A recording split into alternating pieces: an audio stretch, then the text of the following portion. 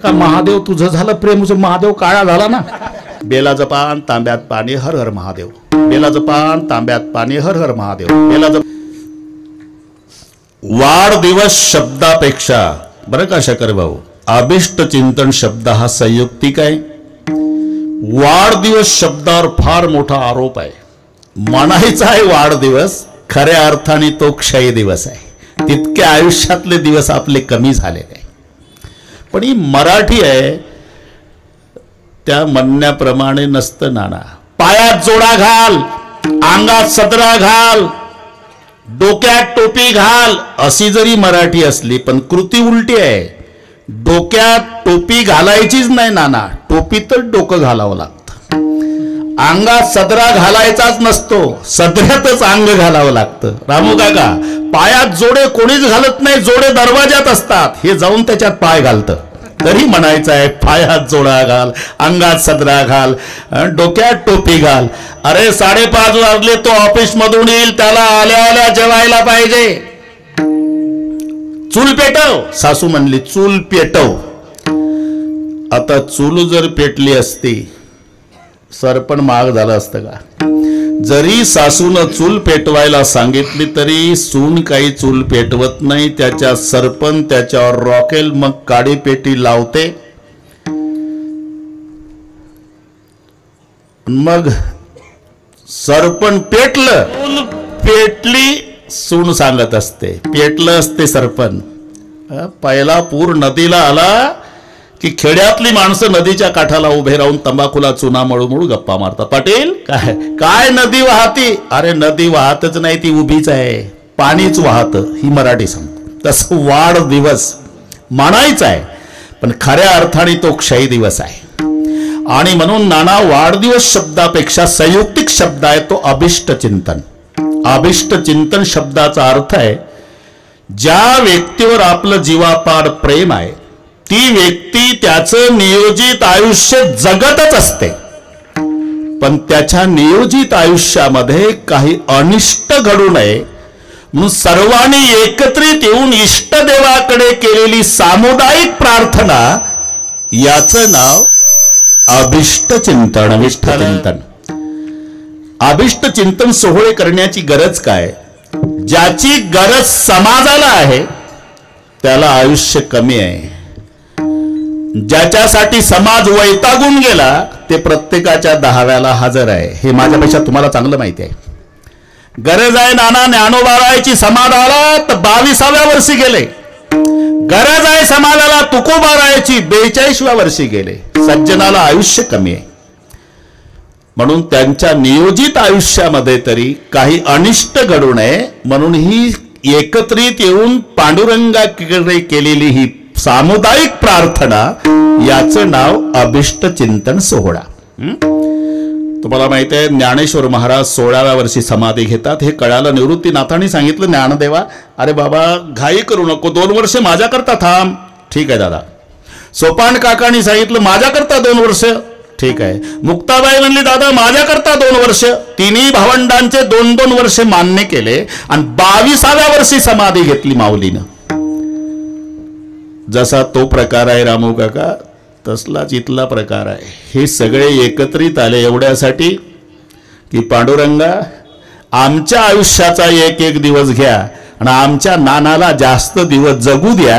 याचं नाव अभिष्ट चिंतन सोहळा. नानांचा 76वा अभिष्ट चिंतन सोहळा. ते काही पटत नाही त्यांच्याकडे पाहिल्यावर. किती? 78. मग आता काय करावं नाना? नाही आता आमची वाणीच संपली आता. कारण आता सांगतोच, अभंग लक्षात आणा. 60 वर्षाच्या वयात काय अवस्था असते हे नामदेवरायाचा अभंग सांगतो मी आपणाला. बाळपणी वर्षे 12 ती तुझी गेली रे अवधारा. पाठ नाही पण म्हणू लागा मला, कारण हे नामदेवाचं आहे ना त्यामुळे पाठ नाही. बाळ माझा नेहमीचा गायक आज आला नाही. आता दादा पाटलावर भागवायचं आहे तेही पोरं चांगलं आहे पण पाठ नसल्यामुळे काही त्यांचा इलाज नसतो. 60 वर्षाच्या वयातली अवस्था नामदेव राय लिहितात. बाळपणी वर्षे 12 ती तुझी गेली रे अवधारा, तव तू होता निमासुरा खेळाचे नि विनोदे. वर्ष भरली यासाठी वर्षे 50 होती, हालती दाताच्या पंगती. काळे केश शुभ्र होती, तयाला म्हातारा म्हणती. इथून सुरुवात झाली बरं. मग वर्ष भरली यासाठी तुझ्या हाती येईल काठी. चाव वेना भाकर रोटी नाक हणवटी लागले. नामदेव राय लिहिता वर्ष भरली यासाठी तुझ्या हाती येईल काठी.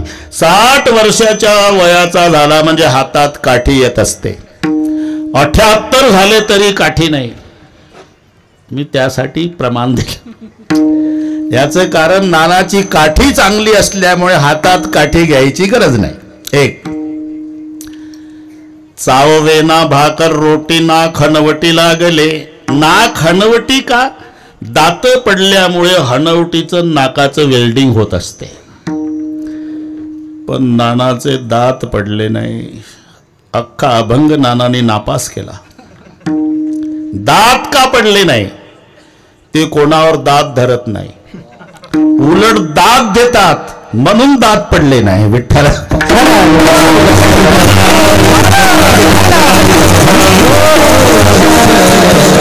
अभंग सर्वांच्या परिचयाचा आहे. थोडक्यामध्ये बरोबर वेळेत संपवायचं, काही काळजी करायचं कारण नाही. प्रत्येक जण रात्रंदिवस प्रयत्न करतो तो सुखासाठी, पण सुख प्राप्ती होत नाही. याचं कारण आमचं मार्केट चुकलेलं आहे. सुख प्रपंचातही आहे, सुख परमार्थातही आहे नाना, पण प्रपंचातलं जे सुख आहे ते उतरत जातं, कमी कमी होत जातं. तारुण्यामध्ये पती पत्नी जेवढ्या प्रेमानं एकमेकाकडे पाहतात तेवढ्या प्रेमानं म्हातारपणात पाहत नसतात. पहिली गोष्ट पाहतच नसतात. लेकरं एकत्रित आले त्यामुळे ते तरी मी बरोबर केलं. पुढची नाही तर मध्ये कोणीतरी वयोवृद्ध बसा, तो त्यांचा दोष नाही आहे. ते काय आहे, जेवढे सुटे नाणे असतात ना एकत्रित ठेवा, ते वाजणारच. हे सुटे आहे. या सगळ्या 500च्या नोटा असल्यामुळे आवाज नाही तिथे. हा जमला होता. अजब रिश्ता लकड़ी का, साथ रहे तो जलने लगे, दूर गए तो धुवा दे. सगळे लाकडं एका ठिकाणी वाळलेली ठेवली की जास्त जळतात. विजवायची असेल तर पाणी टाकू नका, एक बाजूला ठेवा, नुसता धूर निघतो. म्हणून अजब रिश्ता गेले वाटते. विठ्ठल प्रपंचातलं सुख. 2 वर्षे पती बोलतो लग्न झाल्यावर, मग पत्नी ऐकते. नंतरचे 2 वर्ष पत्नी बोलतीन, पती ऐकतो. तिथून पुढचे सगळे वर्ष दोघही बोलतात, पूर्ण वडगाव ऐकतं. इतकं बिघडत जातं. जे प्रपंचात सुख आहे ते उतरत जातं. याच्या उलट परमार्थात आहे. सुख राम नामे उपजे आवडी, सुख घडोघडी वाढू लागे. प्रतिक्षण वर्धमानम, प्रत्येक क्षणाला वाढत जाणारं सुख परमार्थात आहे. घडोघडी वाढू लागे. नाहीतर माझा साधा प्रश्न आहे, सिनेमाचं किती चांगलं गाणं निघू द्या, 6 महिने वर्षभर 2 वर्ष त्या गाण्याचं कौतुक असतं, मग सगळे कंटाळतात. अशिक्षित आजी सुद्धा सुशिक्षित नातवावर रागावते. गोविंदा काय आजी पागल झाला का डोक्यात फरक झाला? उठला सुटला झिंग झिंगाट. वैतागले ना? कंटाळा आला की नाही? माझा जाहीर प्रश्न, आमचे वारकरी बसले नाना सगळे, वर्षे 750 झाले. रोज सकाळी विना गळ्यात घेऊन रूप पाहता लोचणी. 750 वर्षापासून म्हणतोय वारकरी, तरी आनंद वाढत चालला पण कमी नाही. हा फरक प्रपंच आणि परमार्थातल्या सुखातला, हे लक्षात घ्या. नाही तर किती दिग्गज गायक झाले जगाच्या पाठीवर दादा पाटील, पण 2 गायक भारतातले चंद्रसूर्य असेपर्यंत अमर झाले. लता दीदी मंगेशकर, भीमसेनजी जोशी. काय कारण? कारण शोधा. त्यांचा कंठ अभंग गायल्यानं पवित्र झाला, म्हणून हे 2 अमर झाले.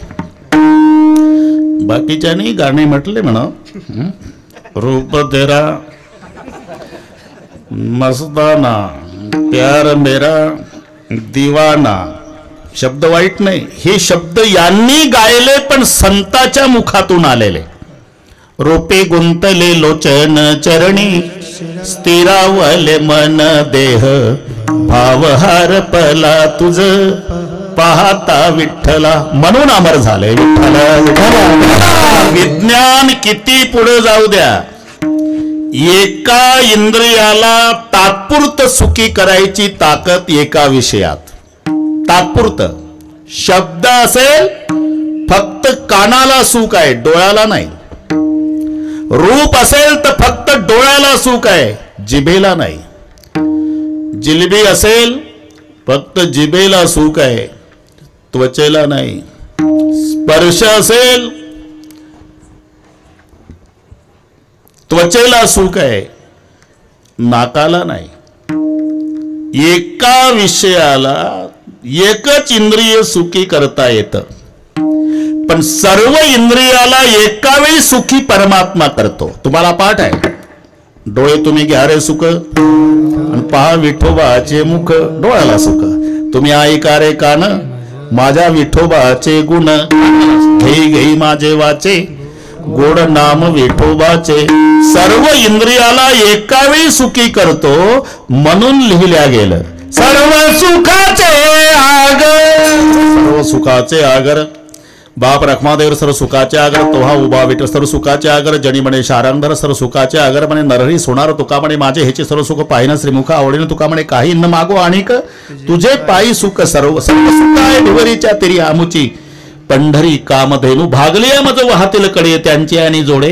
कुठेही तुम्हाला सर्व शब्द, सर्व कशाला म्हणतात, असदस्य सतशैव सर्वस्य प्रभो वाप्ययत, सर्वस्य सर्वदा ज्ञानात सर्वम येनम प्रचक्षते. त्याला म्हणतात सर्व, आणि ते सर्व सुख संतांच्या जवळ आहे. संतांची देखील चरणा सुखे आज येथेची वळेली, संतांची देखील चरणा. मुझे प्रश्न आहे की तू कोबारा आहे, सार्वभौम राजाला लाजवेल एवढं सुख तुमच्याकडे आहे. हा, मग यासाठी तुम्ही केले काय? महाराज म्हणतात त्याच्यासाठी आम्ही व्यवहार सुखाचा केला. सुखाचे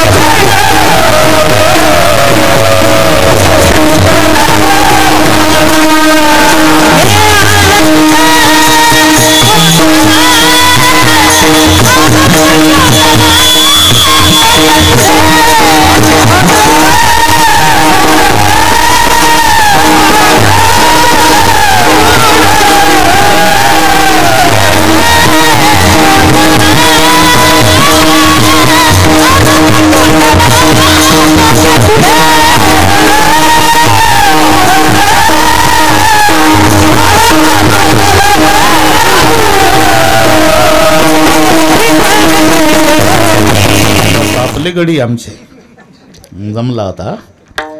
अरे नानाला घाबरू नका ना, नाना वारकरीच आहे. तुम्ही पाहिली नाही का फुगडी नानाची, त्या महाराष्ट्रात गाजली. नानाला नाही कल्पना, पण ते पाहूनच लोक टाळ्या वाजवायचे आणि ते तालात पुन्हा कसंही नाचायचं नाही. म्हणून आता जमलं रे भाऊ. महाराज म्हणतात त्याकरता मी व्यवहार सुखाचा केला म्हणून लाभ सुखाचा झाला. काहीचा व्यवहार सुखाचा, लाभ दुःखाचा. काहीचा व्यवहार दुःखाचा, लाभ सुखाचा.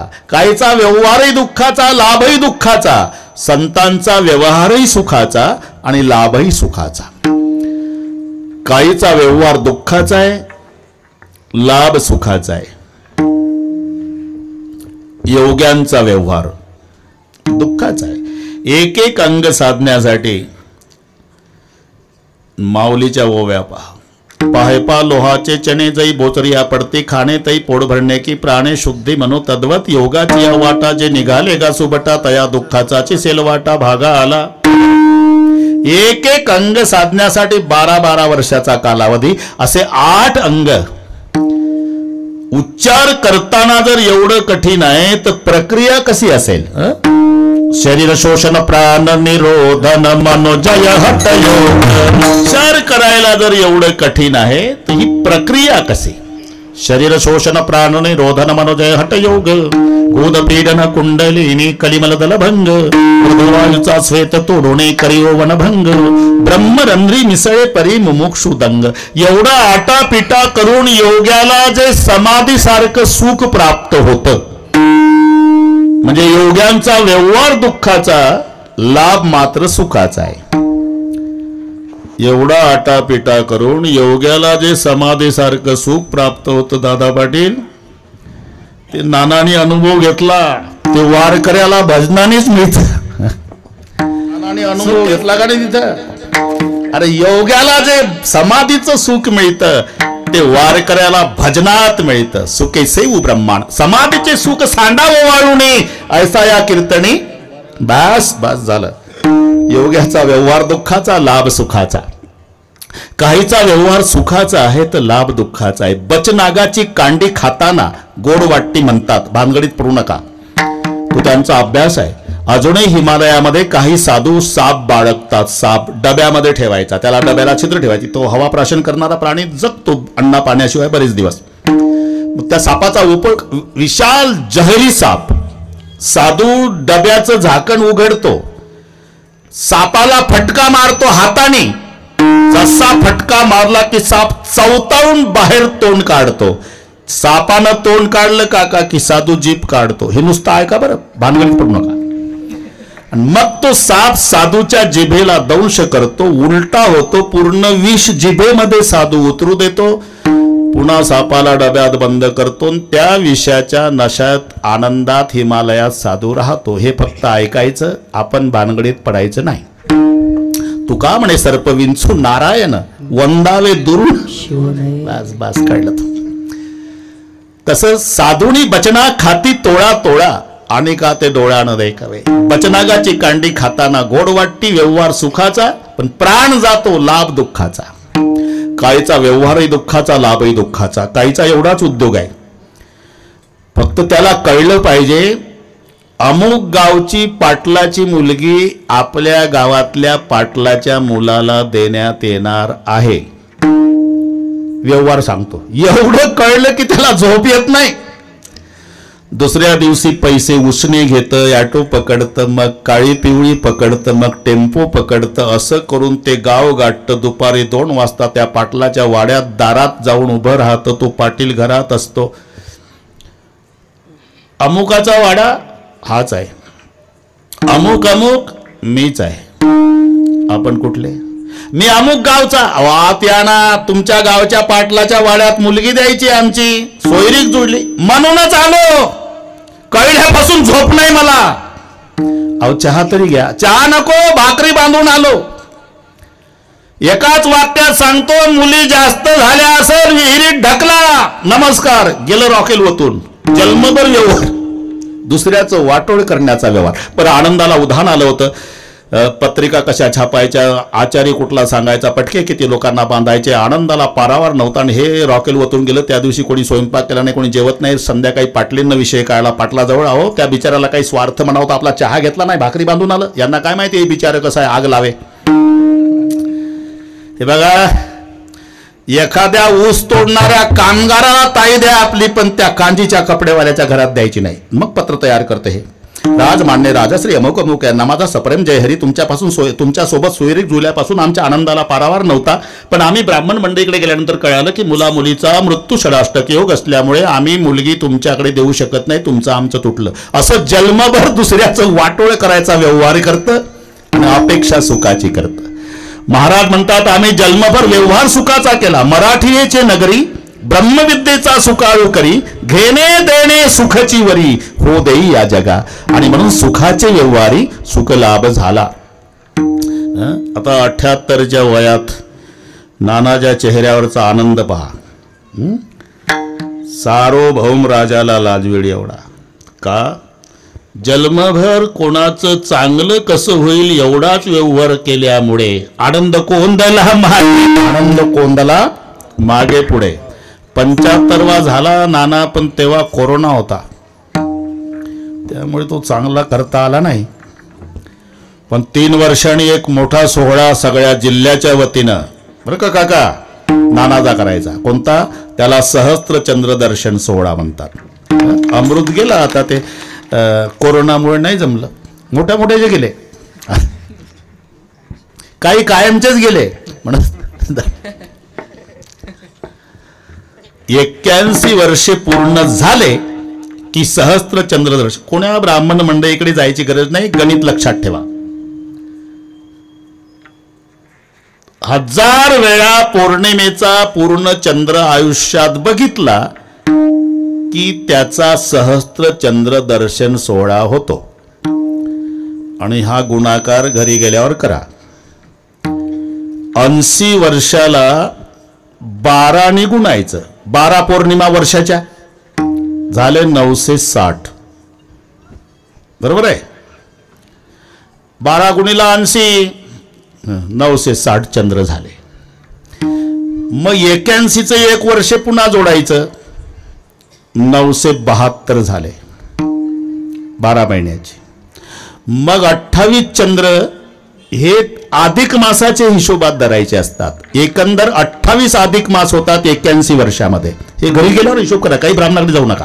25 त्रिक 75 आणि 3 त्रिक 9 झालं ना बरोबर. जमलं. म्हणून हिशोब कळला ना सगळ्या जिल्ह्यांनी लक्षात ठेवा. 81 पूर्ण झाले की दिव्य आणि भव्य असा सहस्त्रचंद्र दर्शन सोहळा. आणि तेव्हा कीर्तन माझंच आहे. हाही वशिला लावून ठेवतो. फक्त विनंती आहे, वयोवृद्ध मंडळींनी घाई करायची नाही. वर खूप गर्दी झाली कोरोनामुळे.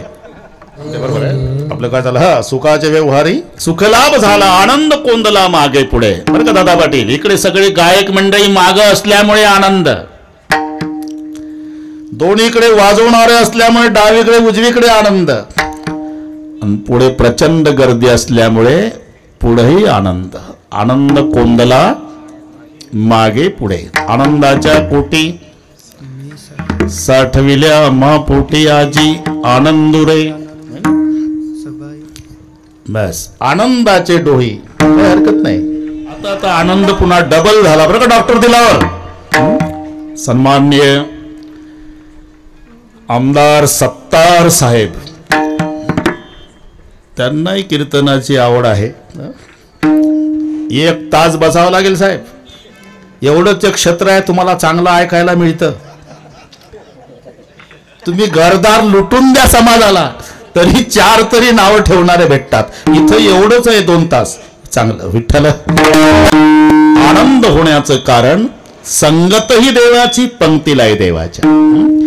तसं पाहिलं तर हे सगळे सत्तार साहेब संगतीवर अवलंबून आहे. संगत करना बडोन की बडत बडत बड जाय, गजे के माथा आजा बैठे, मन माने सो फल खाय. संगती पहा. एकदा शेळी आणि हत्तीन मैत्रिणी होत्या. मैत्रिणी ती तुरुतुरू चालत होती, हत्तीन डोलत चालत होती. ती म्हणली, का ग पायी चालते? मग काय करू? बैस माझ्या पाठीवर. तू 12 फुटाची. अगं मी सोंडेनं घेते. उचललं शेळीला सत्तार साहेबनं, पाठीवर बसवलं हत्तीनीनं. काय झालं? 4 फूट उंचीच्या झाडाचा पाला खाणारी शेळी एवढी मोठी झाली, 15 फूट उंचीच्या झाडाचा शेंडा कातरून खात होती. का? संगत करना बडोन की बडत बडत बड जाय, गज के माथा अजा बैठे मनमाने फल खाय. संगत हे पहा, ते दुकानदार कोळशाचा, 2च मिनिटात सांगतो. कोळशाचा दुकानदार, त्याचा मित्र मुंबईला होता. गावला आला तोही 5 वर्षांनी, लग्न झाल्यावर 5 वर्षांनी. स्टँडवर उतरला. बरं, कांजीचे कपडे घालून आलता सत्तार साहेब. इतकं कपड्याला जपलं ते. मुंबईत बसलं. गाव येईपर्यंत बाकड्याला नाही टेकलं, इस्त्री मोडल म्हणून. हे नीट ऐका. स्टँडवर उतरलं. कोळसाचा दुकानदार मित्र होता. कोळसा विकता विकता लक्ष गेलं मित्राचं. म्हणला, बापरे माझा मित्र आला. टाकली उडी, कडकडून मिठी मारली मित्राला आणि तोंडावून हात फिरवला. महादेव किती दिवसाने आला. हरले का महादेव, तुझं झालं प्रेम, महादेव काळा झाला ना. हे संगतीच आहे. पुढे निघाला. अत्तरचा दुकानदार होता, अत्तर विकत होता. त्याच्या लक्षात आलं, महादेवनं लग्नात वापरलेलं अत्तरचं बिल अजून दिलं नाही. 5 वर्षांनी आला. उतरला, कॉलर धरली, 2 थोबाडीत दिल्या. दिवसभर सुगंध आला. संगती कळली ना. यानं प्रेमानं हात फिरवला कोळशावाल्यानं, तरी तोंड काळं केलं. अत्तरवाल्यानं थोबाडीत दिली, दिवसभर सुगंध आला. तसं प्रपंचामध्ये किती तोंडावून हात फिरू द्या, तोंड काळं आहे. साधू संतांनी थोबाडीत मारू द्या, जीवनभर कीर्तीचा सुगंध आहे. सज्जन संगत करणं बडवून की बासित. कुठून चालू होते? हा, संगत. इथे संगतही देवाची. आनंद कधी? जेवणाचा आनंद कधी येतो? अरे जेवणाचा आनंद 3 गोष्टीचं एकत्रीकरण पाहिजे नाना. जेवणारं रसज्ञ पाहिजे, वाढणारं उदार पाहिजे, स्वयंपाक सुगरणीन मावशीनं केला पाहिजे, तेव्हा मजा आहे. याच्यात एक जरी कमी असेल तरी आनंद जेवणाचा संपला. कधी कधी वाढणारं उदार असतं, स्वयंपाक चांगला असतो, पण जेवणारा आजारी. प्रत्येक पदार्थात नाव ठेवतं, याच्यात नाही मीठ, त्याच्यात नाही तिखट. शेजारचा म्हणतो, मला तर बरोबर आहे, तुलाच कसं कमी आहे? ते पहा, 2 जणांनी 3 दगडाची चूल मांडली.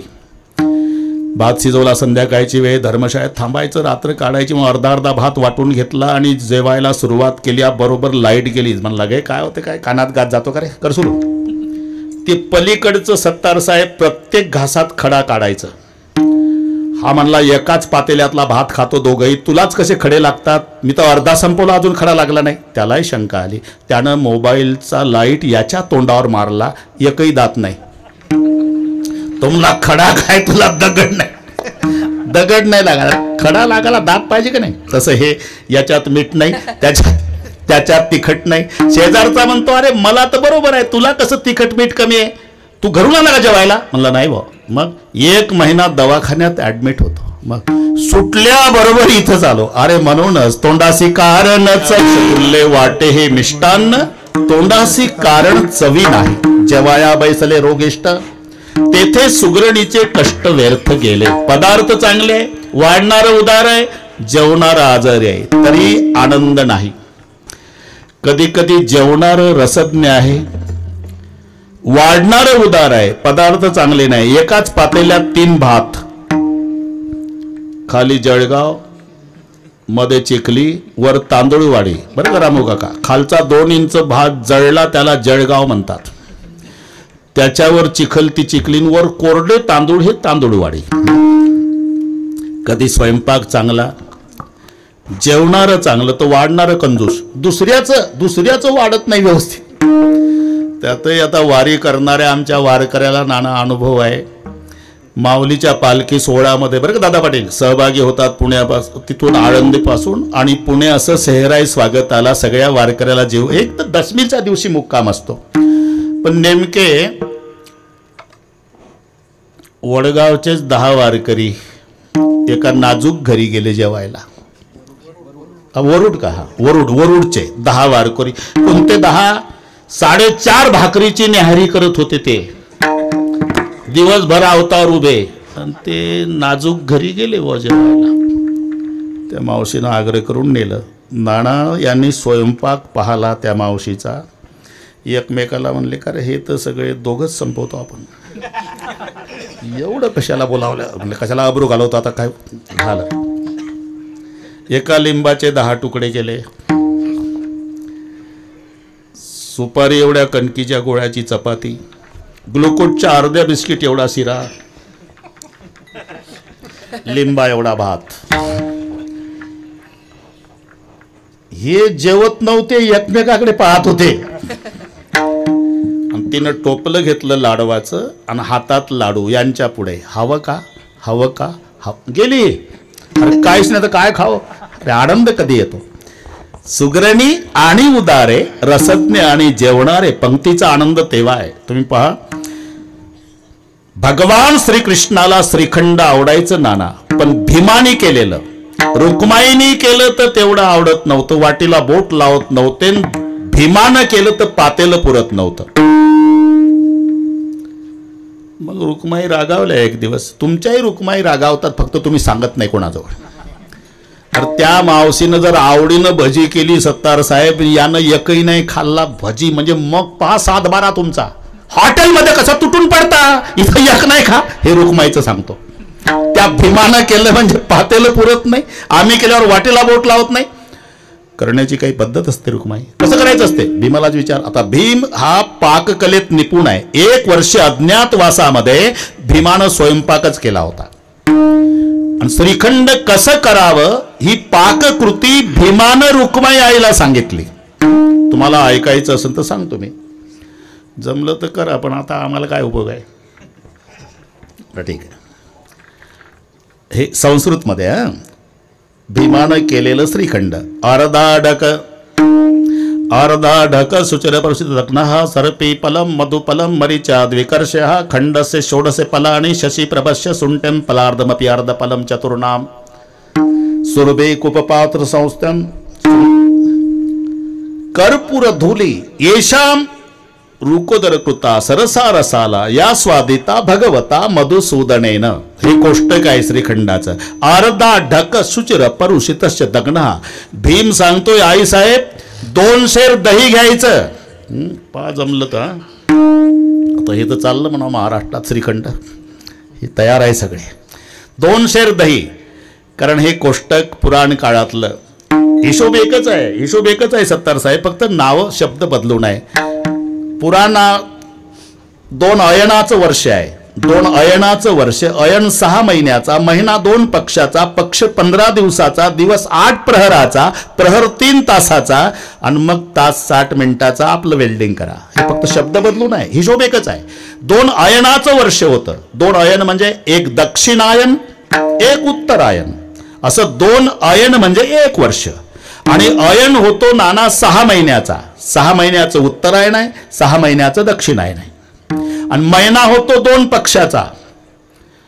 पक्ष म्हणजे कावळ्या चिमणी नाही, शुद्ध आणि भाजपात नाही तर हे भलतेच पक्ष लावलं. शुद्ध पक्ष आणि वद्य पक्ष असा 2 पक्षाचा महिना होतो. पक्ष 15 दिवसाचा होतो.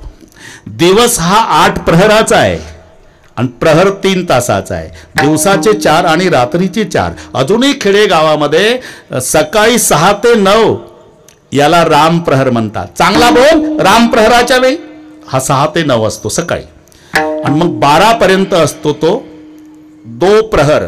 पण आम्ही मराठी माणसानं मराठी घासून बोथट करून टाकली, दुपार केली त्याची. नाही तर तो शब्द दो प्रहर आहे, त्याची दुपार कधी झाली आमच्याही लक्षात नाही.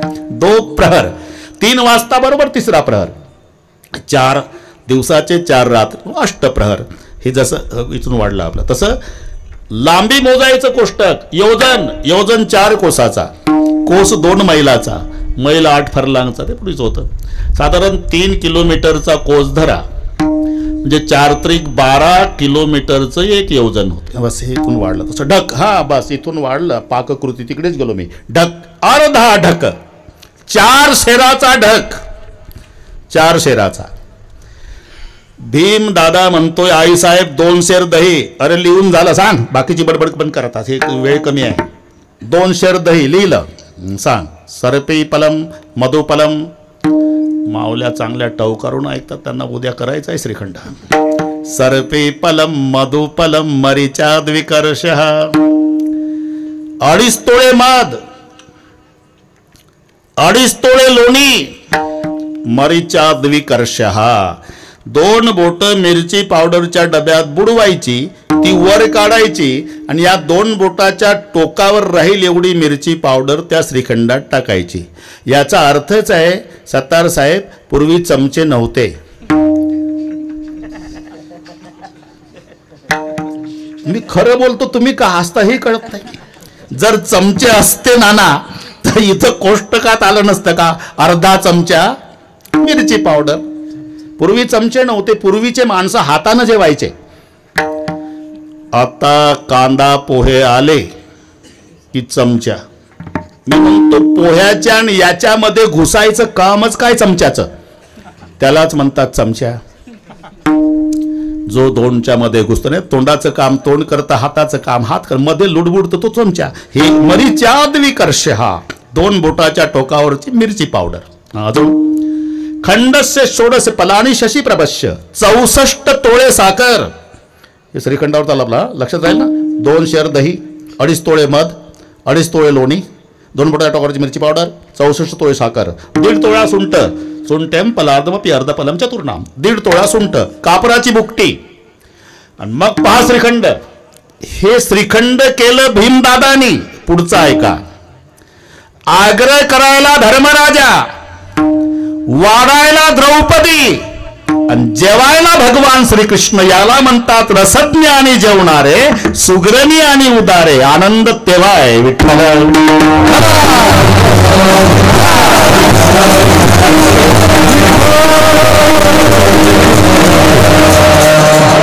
संगतही देवाची पंक्तीलाही देवाच्या.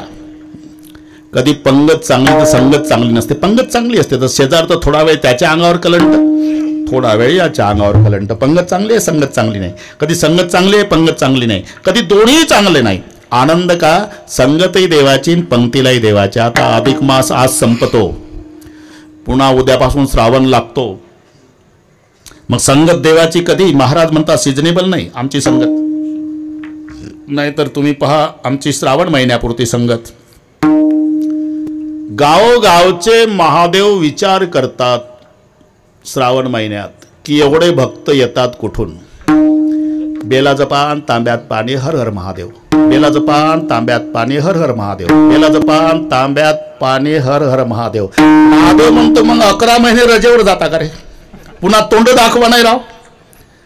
म्हणून खोटं असेल तर तुम्ही श्रावण महिन्यात खेडेगावातली कोंबडी बघा. कोंबडी फिरायला निघली ना मुलाबाळासह 10-5 पिलं पुढं 10-5 पिलं मागन. छाती काढून कोंबडी चालती. पुढं पाहती माग पाहती. मेरा भारत महान. 1 महिना. श्रावण संपला नाना कोंबडी एकटी दिसेल उकिरड्यावर. तिला विचारा कोंबडी काय महाराज. लेकरं दिसत नाही. चांगले महाराज झाले कळत नाही का तुम्हाला. श्रावण संपला ना मग लेकरं संपली. तुम्ही माझाही नंबर लागतो आता गणपती उठल्यावर. हे आमची संगती आहे महिन्यापुरती. महाराज म्हणतात आनंद होण्याचं कारण आम्हाला देवाची संगत कायमची. म्हणून आनंद. सुखाचे व्यवहारी सुखलाभ झाला. आनंद कोंदला मागे पुढे. एवढा आनंद का झाला. संगती पंगती देवा सवे घडे. नित्यानित्य जोडे तेची साच. एकदा संप्रदायपूर्वक भजन घेऊ. बरोबर. अजिबात टेन्शन घ्यायचं कारण नाही. एका तालात बरोबर. हे नानासाठी टाळा. नंतर मग संप्रदायाच्या घेऊ. बरोबर बरोबर. थोडी मदत करा. मी सांगितला इशारा की बंद करा. विठोबा रखुमान.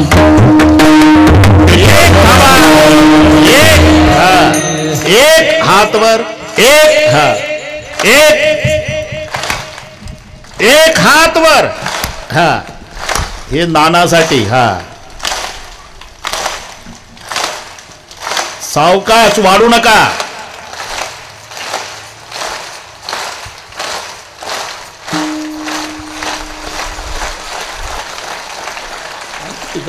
सुखाचे व्यवहारी सुखलाभ झाला आनंद कोंदला मागे पुढे. संगती पंगती देवा सवे घडे नित्याने ते जोडे तेची साच.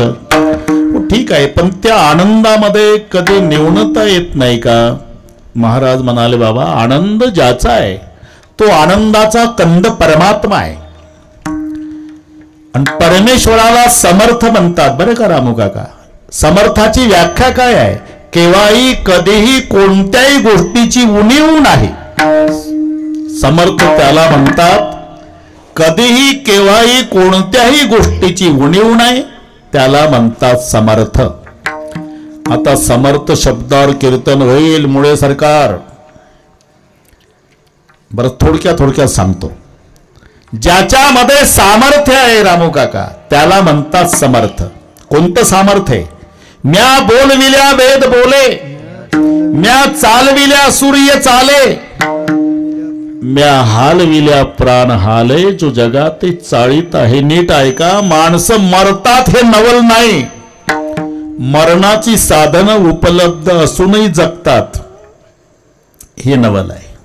मरायला काय लागतं? प्रत्येकाच्या देहाला नव छिद्र आहे.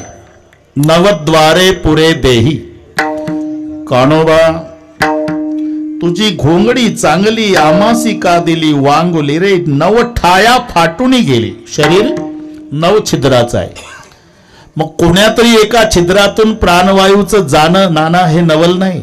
एकानं घर बांधलं, 9 खिडक्या ठेवल्या घराला, खिडक्याला दारं बसवली नाही, आणि सकाळी सकाळी पत्रकार मंडळी इकडे आला. मुळे साहेब बोला, एक आश्चर्यकारक बातमी द्यायची पेपरला. बसा, चहा घ्या. घेतला. सांग काय? मी बंगला बांधला. नाव काय? रामाजी गोमाजी कापसे. हे खरं नसते बरं का, पटवून देण्याकरता. वय काय? 65. व्यवसाय शेतीचा. किती हजार स्क्वेअर फूट? 5,500 स्क्वेअर फूटचा बंगला बांधला साहेब. हा ठीक आहे, पुढे बोला.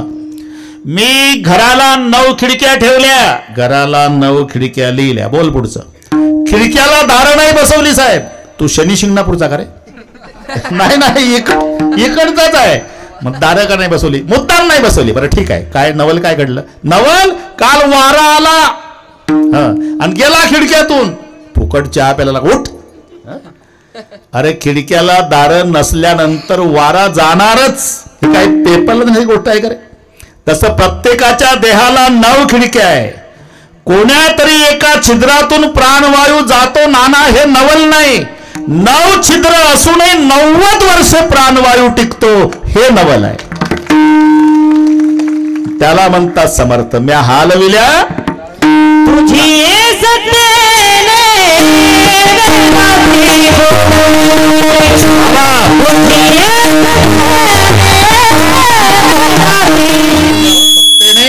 वेदासी बोलणे, सूर्यासी चालणे, ऐसा तू समर्थ. ही समर्थाची व्याख्या आहे. पर्वती बैसकानं सांडावी, समुद्र रेखा नोलांडावी, पृथ्वीया भूते वहावी, हे आज्ञा माझी. जर पर्वतानं ठरवलं नानाचा वाढदिवस आहे म्हणे, आपणही चक्कर माराव, कीर्तन होईल का थालीपीठ सर्वांचं? तो जाग्यावरून उठत नाही, त्याला म्हणतात समर्थ. आज्ञा माझी. समुद्र रेखा नोलांडावी. नाही तर समुद्रानं विचार केला, जर लोणावळ्यापर्यंत फिरायला आला तर सगळ्या मुंबईला जलसमाधी. रेखा नोलांडावी, पर्वती बैसकानं सांडावी, पृथ्वीया भूते वहावी, वायूने नाव भरी उगे नसावे.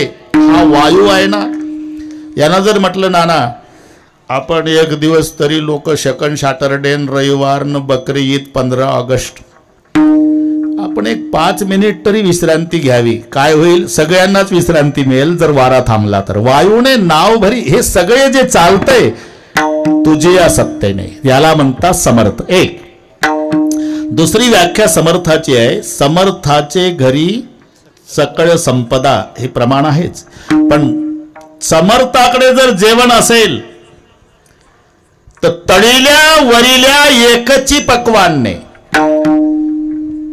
आपल्या भाषेत सांगतो, गाईच्या गोठ्यात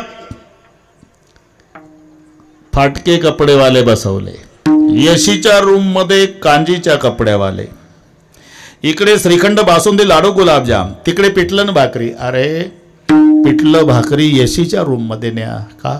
जेवढे बसले त्यांना डायबिटीस आहे, त्यांना डॉक्टरनी सांगितलं मरेपर्यंत जगायचं असेल तर पिठलं भाकरी खात जा. 42 जिलेब्या दाबणारे गोठ्यात बसले.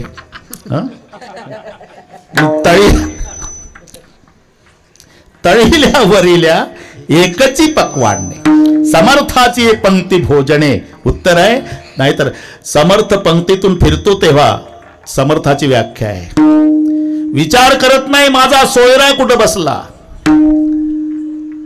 माझा जीवलक कुठं बसला, अमुक श्रीमंत कुठं बसला. नाही, जो आग्रह श्रीमंताला तोच आग्रह फाटक्या कपड्यावाल्याला. राव आणि रंग व्याख्या, राव आणि रंग सारेखेची. पुन्हा एक समर्थाची व्याख्या आहे.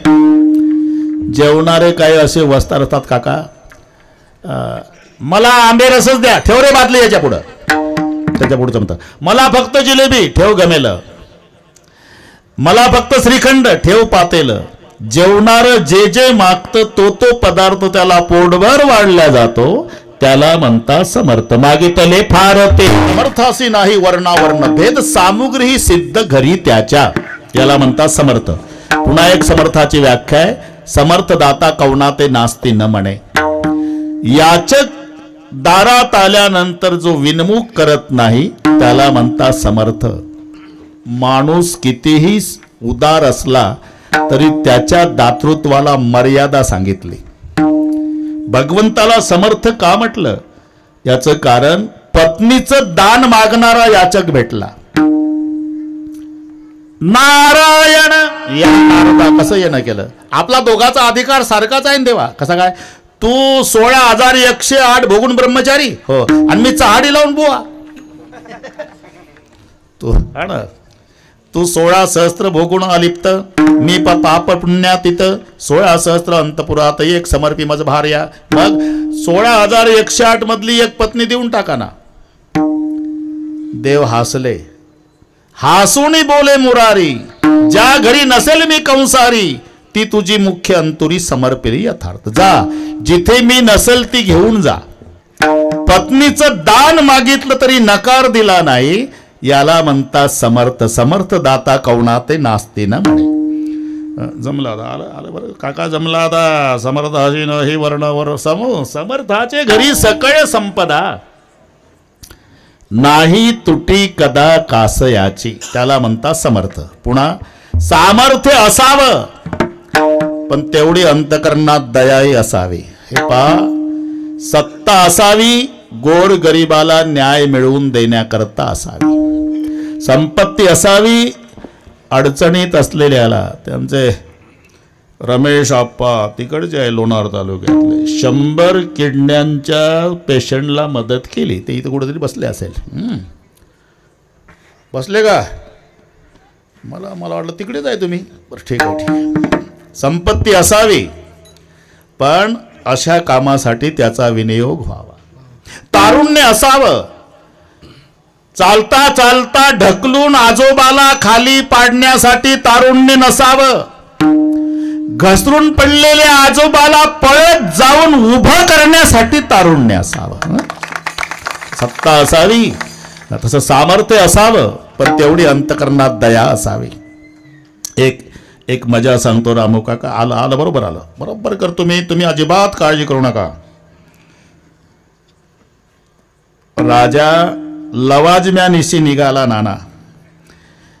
महादेवाचं मंदिर लागलं, तिथं प्रवचन चालू होतं. राजा दर्शनाला आला, लवाजमा बाहेर थांबला.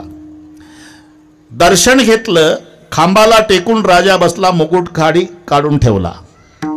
प्रवचन रंगात आलेलं. राजा तल्लीन झाला. अर्ध्या तासात 200 ग्राम वजनाचा दगड खिडकीतून आला, राजाच्या डोक्याला लागला. रक्तबंबाळ झाला राजा. आता राजाच्या डोक्याला दगड लागल्यावर नाना पोलीस यंत्रणा धावली. वेळ कमी असल्यामुळे दगड मारणारा पकडला. वेळ कमी होती ना. राजाच्या पुढे आणून उभा केला शिपायाने. ज्यानं दगड मारला होता त्याच्याकडे राजानं बघितलं. लक्तर झाली होती कपड्याची.